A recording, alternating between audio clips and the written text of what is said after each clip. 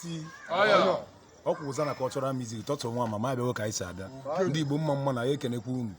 nga dịka echi ada abụọ ise kirikiri ka a na-agba ukwu ose ada arị elu manta ile ọma ka ejije na-aga n'ogwu Hosannah tọtụ Nwamama odogwu n'ụmụabi ezike anyị si ka anyị kene nwanne anyị nwoke a na-akpọ Embassy Friday Embassy ọ ga-adịrị gị na mma odogwu na Malay nwa Malay ọ ga-adịrị gị na mma Abọị steeti ka o si aga anyị si ka anyị kene gị Embassy ọ ga-adịrị gị na mma